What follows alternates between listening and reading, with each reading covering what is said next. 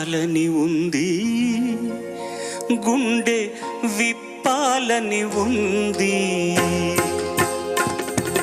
పల్లవించవా నా గొంతులు, పల్లవి కావా